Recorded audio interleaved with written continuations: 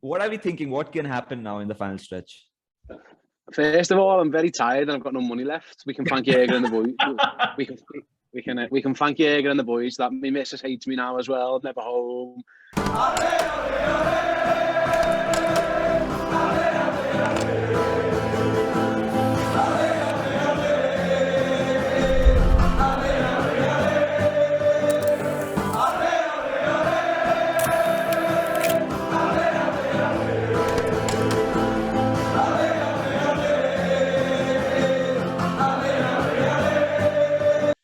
Four more games to go till the end of the season. This historic season is just massive. 63 games. We're playing all the quota of games, and it's a very proud moment for us to be Liverpool supporters. And here on Menace the Monk, it's a great moment as well because Steve joins us from Redmen TV. Steve, thank you so much for being part of Menace the Monk, taking some time off. How are you doing?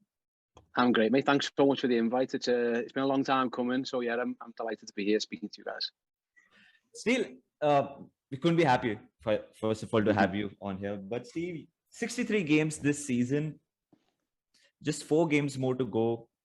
How are we feeling about this final stretch now? Because the narrative was the quadruple, and when the season started, some corners were just cribbing about the fact we just signed Konate, and here we are now.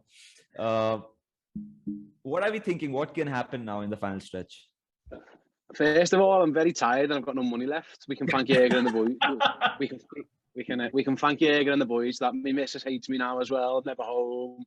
I've been around all over Europe, planes, trains, automobiles, but I wouldn't have it any other way, guys. And yeah, you're right. It feels a long time ago. Like since Ibu Konate signing for Liverpool feels like a lifetime ago. It's been such a crazy ride. Like I say, every single game we could have played, we've played in. We are going to play in every single game this season. So it's been relentless. And I don't have to do anything. I just have to talk about it and go to football matches. The guys and the players and the staff must just be absolutely drained by now. But if there's any, I remember Sadio Mane saying, fatigue's only in your mind. So when you've got 2 cup finals and the outside possibility of a league title as well, where you just know you have to win your games and hope for something mad to happen elsewhere, then I'm sure they'll find the energy reserves to go again.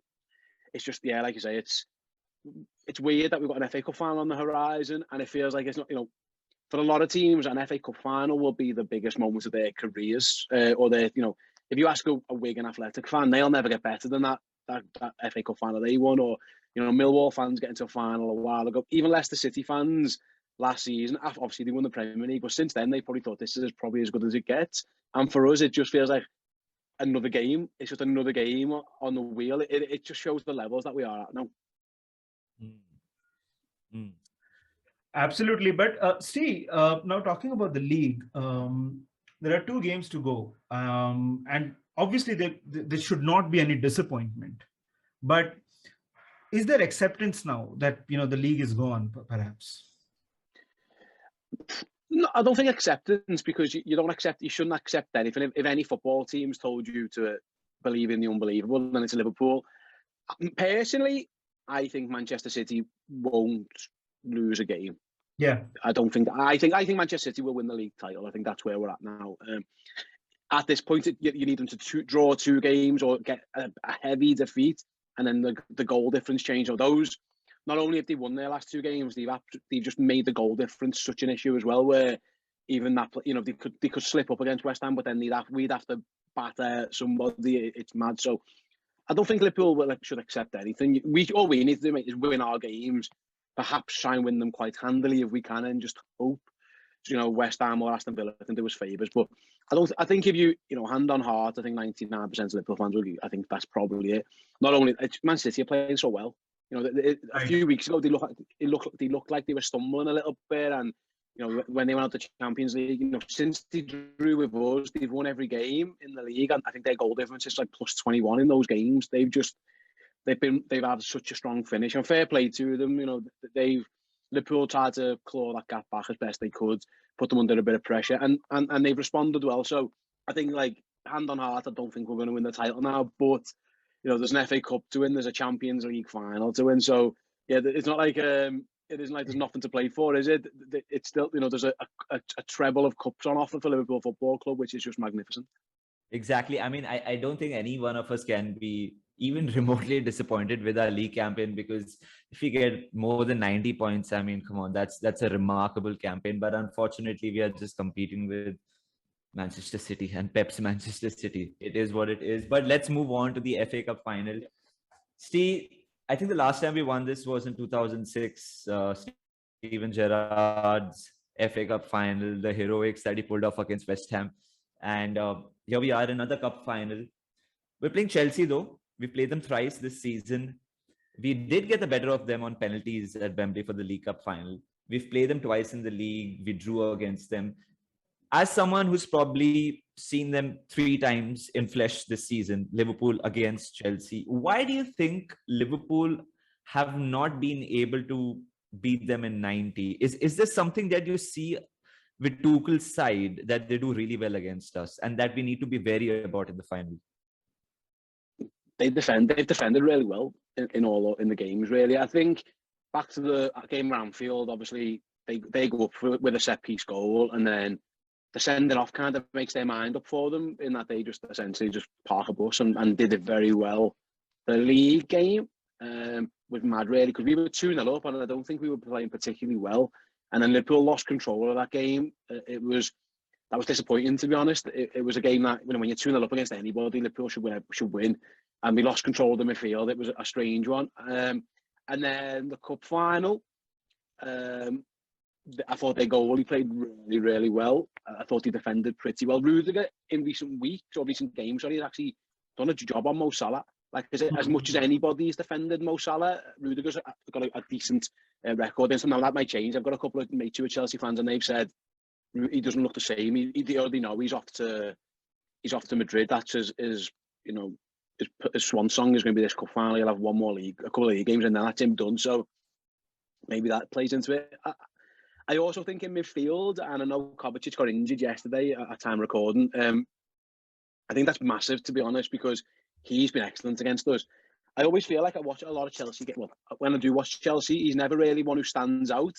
And yet every time he plays against us, he seems to play well. He seems to relish the challenge, and he does perform well. So yeah, they're a very good team. They're the European champions. They're no mugs. They're a good side, and I think it suits them that. And I think it suits Thomas Tuchel to an extent that they don't have to expect to have a lot of the ball. I think recently we've seen a lot of, when Chelsea are the better side in a game, they can struggle sometimes with that. To dominate possession. They're not as technically good, I don't think, as us and Manchester City are in terms of dominating the ball and working angles and stuff. They lack that. They lack a ruthlessness in front of goal that Romelu Lukaku was meant to solve, and he just hasn't solved it for them. But in games where they're allowed to be the underdogs to an extent, I think that suits them very well. They can play a back 5. They'll have Thiago and Rudiger, Aspilicueta, seasoned professional footballers who can do a job. And listen, the odds are, I mean, if you look at history, that this game's going to go to extra time, because there's 3 draws already. You wouldn't be shocked if that happens again, because these two sides are very evenly matched in terms of, again, I think we're the better team. But history shows that they do well against us. Yeah, and Nidhi, this could be a very interesting final, because this could probably be the last game in the colours of Chelsea for quite a few players. So, I mean, of course, this is the FA Cup final. There's so much at stake. But Nidhi, if you think about it, they would want to bow down on a high, because this is an end of an era for Chelsea. Yeah. And certain players are leaving as well. So you mentioned Rudiger. Rudiger is probably off to Real Madrid. Christensen, maybe Alonso, maybe Werner, maybe Lukaku, maybe even Jorginho. So maybe the entire side, Nidhi. And it's not just the players. They have a new ownership. So, this could, perhaps they will want to be, I mean, an FA Cup final is anyway always very important, but they will want to put up a good show, probably win this game, and, show that to the new owner. It is, and Chelsea, like Steve said, and how many times have we discussed, they always turn up against us. It's going to be a really, really tough game. And Steve, I'll come to you. Now, the obvious one. Now, we've lost Fabinho for this game. it is like, I was watching the Villa game, and as soon as I saw that, I had my head in my hands, and it's obviously a big blow. But how crucial do you think? Do you think we can cope with Fabinho being out for this one? It is a huge blow. There's no doubt, was it? The ironic thing is, I was at Villa Park for that game, and he was awful. He was playing so badly. He was having an absolute stinker. But how often does Fabinho have a couple of bad games on the run? It's very rare. So, I think we can. I think Henderson's done a decent enough job in there. I referenced that 2-2 earlier, and it was Henderson, Fabinho, and James Milner played. And to be fair, Fabinho was rubbish in that game as well. But I don't think Henderson and Milner, that trio works. So now the interesting thing is, we know everyone being fit. We know Henderson will be the 6, and we know Thiago will play. Yeah, Jurgen's now got a decision to make. Is Naby fit? Because he was holding his groin, but he didn't look completely comfortable.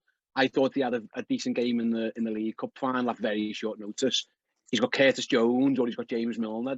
He's got a choice of 3, really. I can't see him playing Elliott. He's not going to play Chamberlain. So he's got a choice of those 3 guys there, really. And that who he picks in that role will actually show us a lot about what our game plan is. If it's Milner, he's expecting a dog of a game and he's expecting to tough it out and have to, work for it. If he goes Jones, he's going for the jugular. He's going very attacking there. Yeah. My guess is the balance of the side it is Naby. But then that means some Naby or Thiago, I think both would prefer if you asked them to be on the left of the 3. Now Naby played on the right against Villa. right. So my guess is that, but yeah, no Fabinho is a huge. I think it's offset a little bit now by the Kovacic news. If truth be told, I think both sides could say we've lost one midfielder each who we know and who are very important pieces. So that if Kovacic was in the Chelsea side, it'd be even more of a blow. I think we just need to get Fabinho back fit for the Champions League final now. You just give him all the time he needs for that. But yeah, if you lose a member of your spine, it's always going to be a blow. Touch wood, that's the only real injury we've had in the last few weeks. We've managed just about to get round things. So Yeah.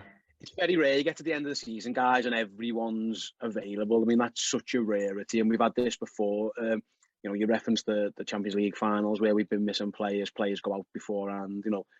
Even in Madrid, Bobby Firmino he just got back for the final as well. Yeah. So it's very rare you'll get to the end of the season with everyone fit and firing. So what I would say, and I don't know if you guys would agree, I think Henderson's played really well in the number 6 role recently, which gives me a bit more confidence in him being able to do that again. The issue we've got now, of course, is that he's going to have to go FA Cup final, Southampton, Wolves, and then maybe the Champions League final.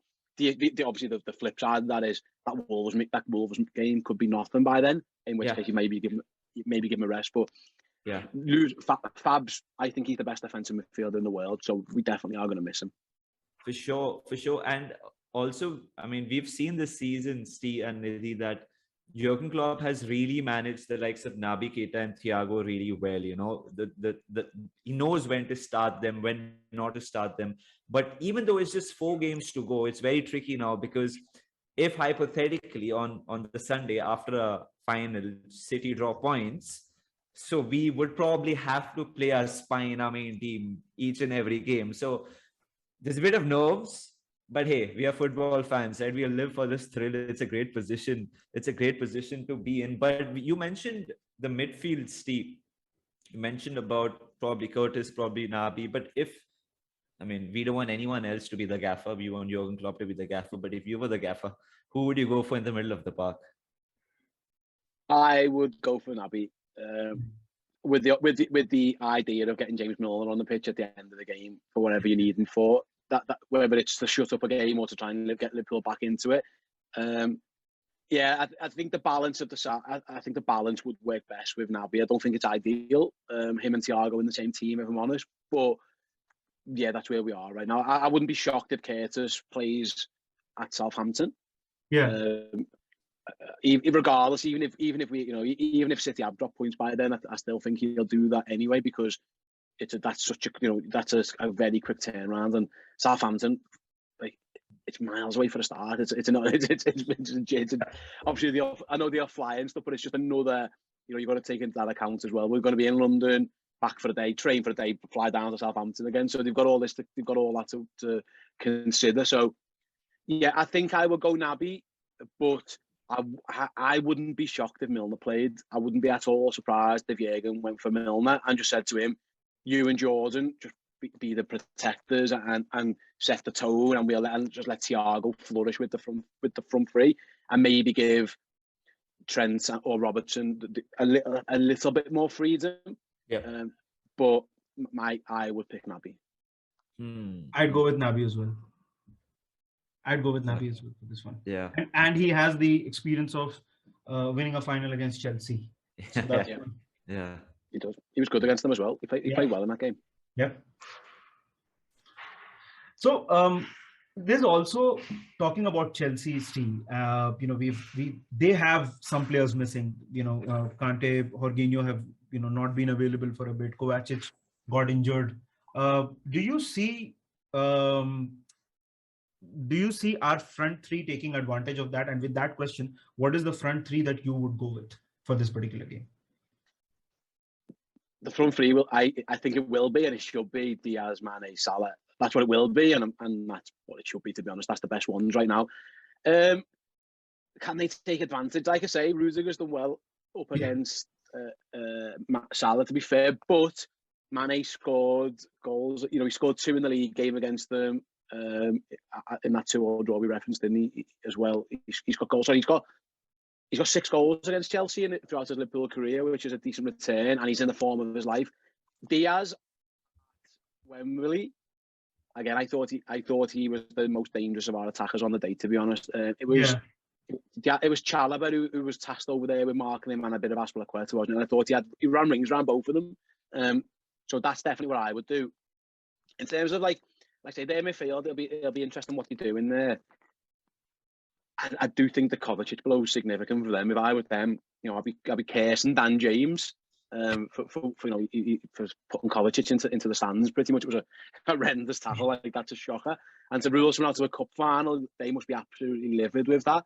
I mean, it's worked out for us, but yeah, I think that is significant. So that's probably one reason why Liverpool might go Naby and Thiago, because you might get a little bit more time on the ball and a little bit you can exploit it. I've got no doubt that Diaz will shine in this game.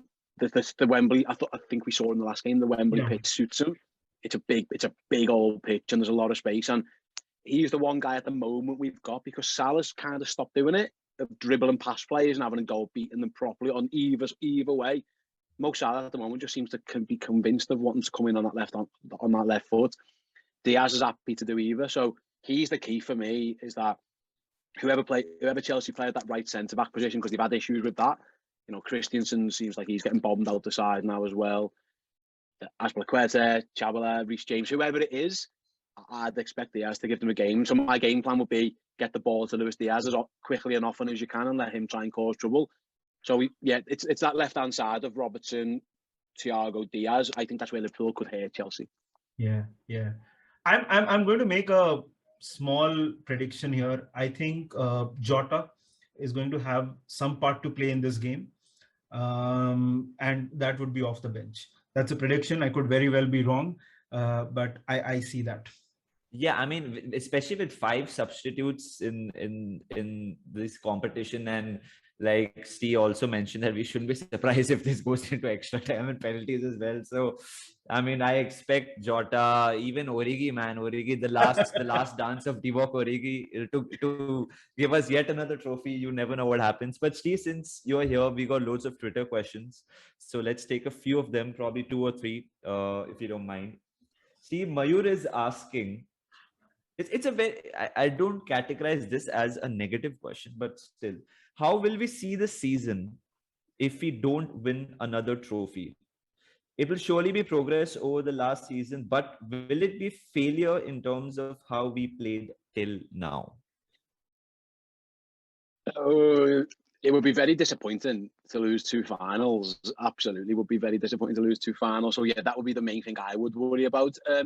It can depend on the nature of the games and the defeats, can't it, guy? Man, it's like if we get absolutely steamrolled by Real Madrid and by Chelsea, then you're probably thinking, no. So I don't think I can't. You can't call it a failure of a season. I think that's too harsh. It would be a disappointing end to it. I think we should win. I think we should win at least one, and we probably should win both. We're the favourites in both games, in my opinion. I mean, I don't really want to think about it too much, but if you say you get to 3 finals and you take a title race to the last game of the season, I mean, you're picking holes if you're saying that's a bad season. I mean, like that's been a bit too hard. It would be a huge blow. It would be very, very disappointing if that was the case. Frankly, I don't think we'll have to worry about that. I'm pretty certain we'll win at least one and probably 2 of them. Nidhi, exactly. We were having this conversation, like if City hypothetically slip up and we end up winning the league, that means City have not won anything this season. That doesn't make City a shit team, right? Look. I mean, look. We've spoken about this a lot of times. This is more of a social media thing, I believe, where people are just obsessed with the final result of something.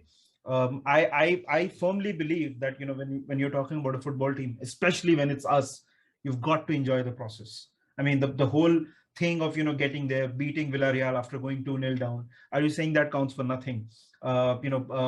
Against Leicester in the in the League Cup. Yeah, that comeback at Anfield. That night, are you saying all this is worth nothing? So obviously, it will be disappointing if we don't win anything. But look, I think we've got to be confident, and this is the best Liverpool side that I have seen in my lifetime. So I'm going to enjoy it and not focus too much about the end result.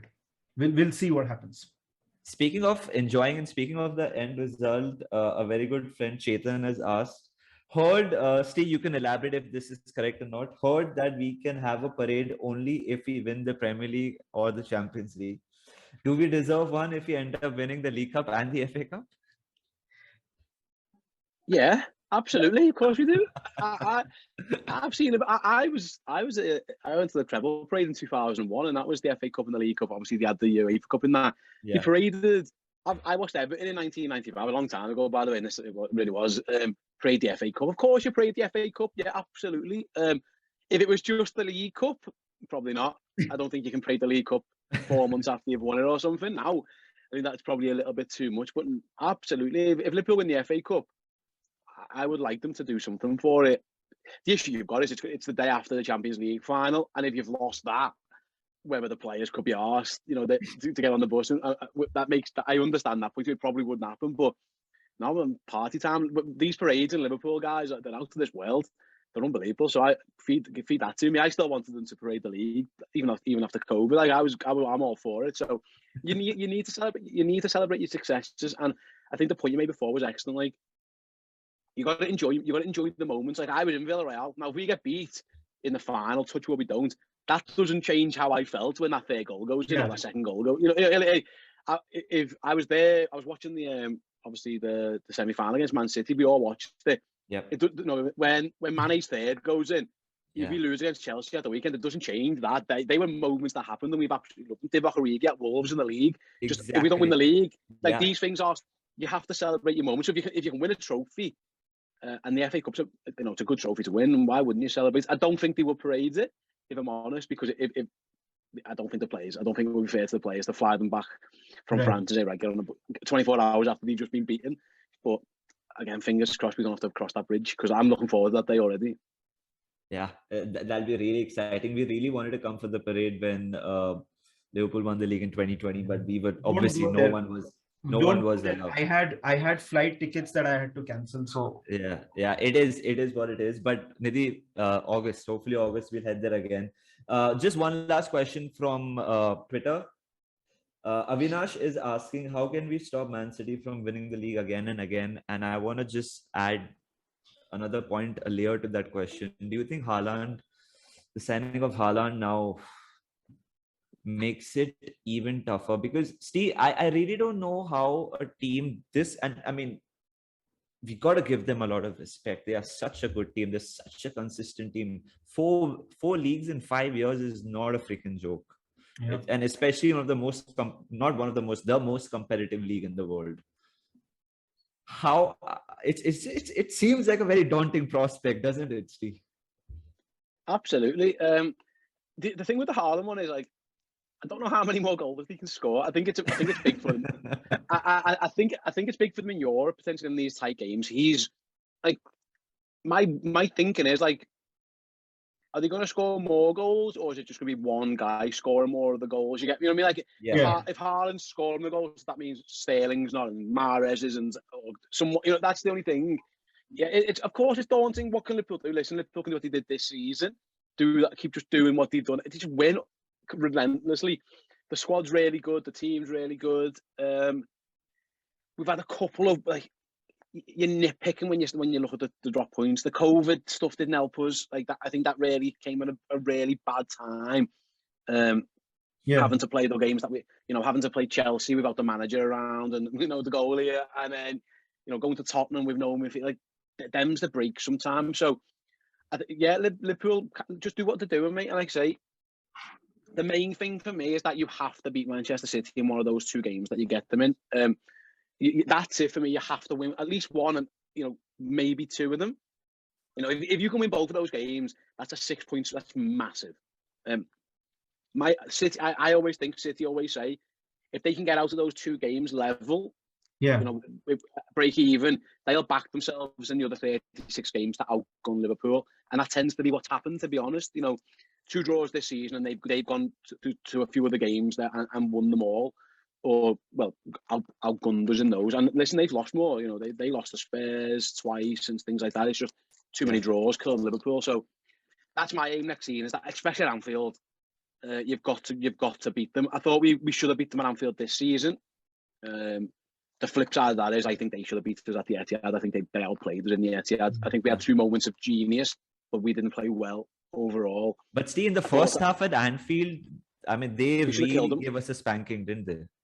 They did, and they did. It was just afterwards when you go up and you can see that's disappointing for me.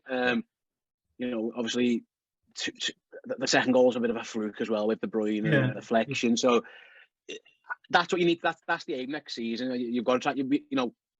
We haven't beaten them often enough, especially at their ground. Yeah. We've shown we can do it. We've shown we're more than capable of doing it, but. For me, that's the key now. Next season, like you've got to take points off them, because you can't rely on no one else doing it. Really, you've got to go and do it yourselves.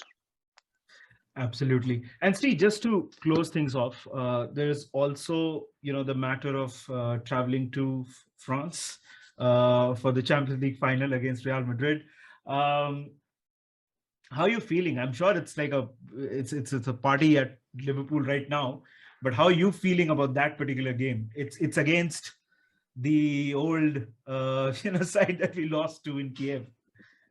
Yeah, man. The ticket ballot's actually today, so we'll find out today who's going. Yeah, good luck for that. Chris has got a ticket, so he's definitely going. He got one in the UEFA ballot. The rest, we're waiting to see how many tickets we get, and then we'll decide what the Redmen plan is. We're going to have people in the studio, and we're going to have people there regardless. Yeah. It just depends who's doing what. And to be honest, if I go, I go. If I don't, I went to Villarreal, so it might be someone else's turn. That's fine. I'll do the studio stuff. As for the game itself, just excitement. I'm made up. It's not just because City are brilliant, by the way. I'm made up. I think a European final should be against a European team. I don't think playing an English side for the 4th time in a season, like we're about to do this weekend with Chelsea, it's like, okay, another one of these. So it's massive, and we owe them one. We definitely owe them one. We owe that manager one. We owe that team one. So yeah, I'm looking forward to it. Like I say, if we go to France, whoever goes from here, we're driving, so it's a bit of a drive to get there. Wow! It's not that. To be honest, it's not that. It's like 10 hours. It's fine. But I mean, the flight, we just couldn't get a flight. But with the equipment and stuff, as you guys know, it's impossible to get all that stuff on airplanes and stuff. So yeah, that's the plan. Whoever goes, there'll be a minibus or convoy.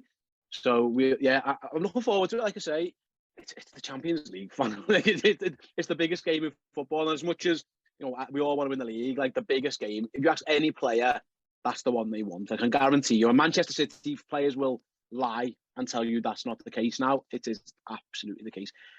Every footballer, and we're lucky because we speak to the guys, we speak to the players, and most of them are prepared to say on record. But even the ones who aren't, off camera, they'll go, like, "What do you want to win?" And say, "Oh yeah, the Champions League." Like that, it's the Champions League. That's the trophy. So they've already got one. If you can win 2 Champions Leagues in 3 seasons.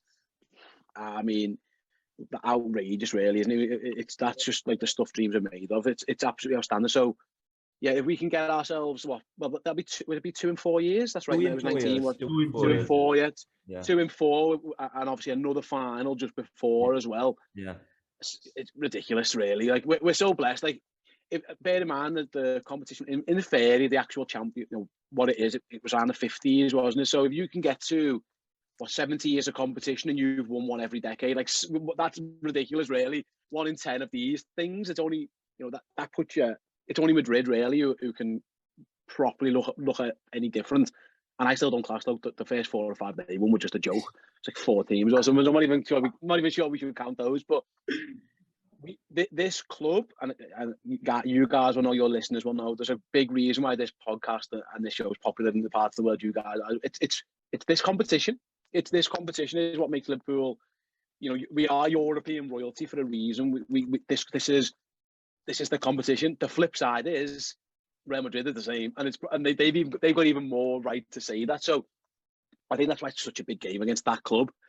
It's going to be fascinating. It's going to be absolutely fascinating. I can't wait. I do think we'll beat them, but again, don't count chickens before they hatch, because I thought we were going to win the last one, and that didn't turn out too well against these. But yeah, I've got a sneaky feeling Mohamed Salah is bang up for this one. Like, if there's ever a game in his career and he's got his eye on, it's that one, and I'll back him. Exactly, and I love how upfront he's been. He's like, yeah, it's revenge. I want revenge. I love that attitude of his. I think that's remarkable. 2018, me and Nidhi were there in Kiev for the final, and like you mentioned, like the Champions League and Liverpool just go hand in hand. One of the best days of our life, Istanbul. Then the disappointment of Pipo Inzaghi doing what he did in 2007.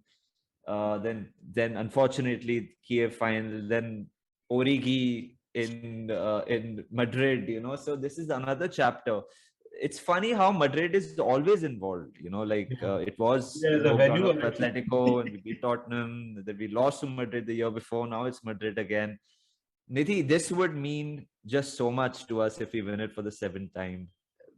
Dude, so you asked me this question when this season started and we did the preview for this season, and you asked me what is one trophy that you really want, and I said it's the Champions League. That has not changed. Obviously, we all want to win the 20th, and that's there, but the Champions League is absolutely special. Yeah, it is. It is very, very special. I think on that very optimistic note and hopeful note, let's sign off. Steve, thank you so much for being part of this video and doing this for us. If there's anything that you want to say on your behalf or behalf of Redmen TV for the Indian supporters over here. No, absolutely. Like I say, follow us on Twitter at the Redmen TV. Like I say, we've got Redmen Plus. None of you guys are aware of Redmen Plus. It's like, we call it Netflix for Liverpool fans. So we do stuff on YouTube, but we've got more stuff behind there as well. It's like, it's £5 a month. You guys can work the exchange rate out. You guys can work the exchange rate out on that for me.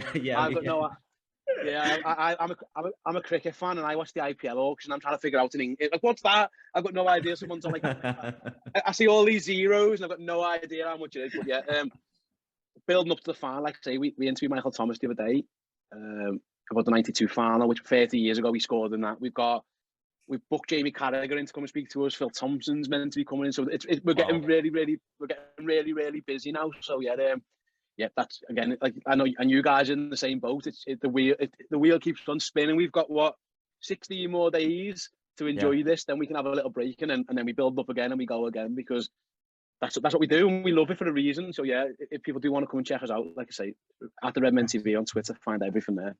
Thank you so much for we'll put up the link in the description and on the screen. You can see it here. Please make sure. I'm sure all Liverpool fans follow Redmen TV anyway, but if you haven't, please go ahead and do that. And thank you, guys. Fingers crossed. Steve, I'll hopefully see you in Paris. Hopefully we'll see each other. Fingers crossed, guys. Thank you so much. Bye bye. Bye bye.